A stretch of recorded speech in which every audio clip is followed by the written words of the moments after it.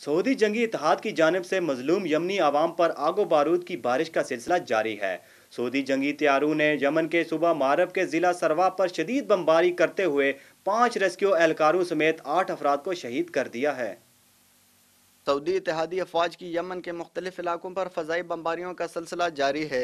यमनी ज़राए के मुताबिक सऊदी इत्तेहादी अफवाज की जानिब से ताज़ा तरीन बमबारी में 8 अफराद शहीद हो चुके हैं। शहीद होने वालों में 5 रेस्क्यू एहलकार जबकि 3 आम शहरी शामिल हैं। सऊदी अरब की 2 साला यमनी निहत्ती आवाम पर जंगी जारहियत के नतीजे में अब तक हज़ारों बेगुनाह अफराद शहीद और ज़ख्मी हो चुके हैं, जबकि लाखों अफराद घर तबाह होने के बायस दर बदर की ठोकरें खाने पर मजबूर हो चुके हैं। इस संगीन सूरत हाल के बावजूद सऊदी अरब जंगी इत्तेहाद की इंसानियत सोज कार्रवाइयाँ ताहाल रुकने का नाम नहीं ले रहीं। वाजिद खान, अल-लोलवा टीवी।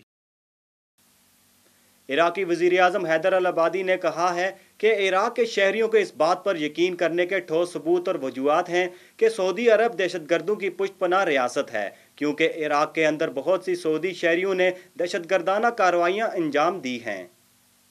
इराकी वज़ीर आज़म के मुताबिक इराक में सऊदी शहरियों की जानिब से दहशत गर्दाना कार्रवाइयों में हिस्सा लेने की वजह से हर इराकी शहरी को ये यकीन करने का पूरा हक है कि सऊदी अरब दहशत गर्दी का हामी मुल्क है।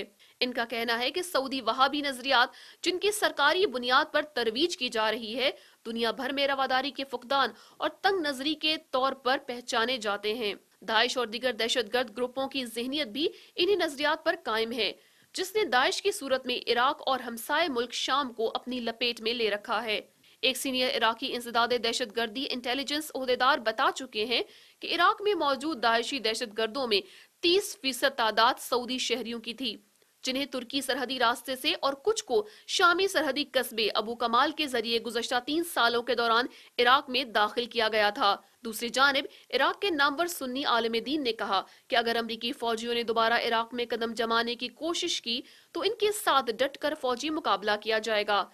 इराक के नामवर मुफ्ती महदी सुमैदई ने बगदाद में सोमरिया न्यूज से गुफ्तगू करते हुए कहा कि अगर अमेरिका ने दोबारा इराक में आने की कोशिश की तो वो इनसे लड़ने के लिए सबसे पहले रजाकाराना तौर पर आगे आएंगे और मुल्क में हर किस्म की अलहदगी पसंदी को रोकने के हर मुमकिन कोशिश करेंगे। मुफ्ती महदी सुमैदई ने इराक में दाइश के दहशत गर्दों के दाखिले की वजह बनने वालों पर तनकीद करते हुए कहा कि कुछ ममालिक ने इराकी सूबा अंबार का घेराव करने के लिए पानी की तरह पैसा बहाया, जिसका नतीजा ये हुआ कि दाइश के तकफीरी दहशत गर्दों ने इराक के बाज शहरों पर कब्जा कर लिया। कबल अजी इराकी वजीर खारजा इब्राहिम जाफरी ने भी लंदन से शाया होने वाले अखबार अशरकुल औसत से गुफ्तगू करते हुए कहा कि इराकी हुकूमत अपने मुल्क में अमरीकी फौजियों की तैनाती और अमरीकी फौजी छावनियों की तामीर को किसी सूरत कबूल नहीं करेगी। इराकी हुकूमत सिर्फ अमरीका के फौजी मुशीर की मौजूदगी और इनकी तरफ से इराकी फोर्सेस को फौजी ट्रेनिंग तक महदूद रखेगी।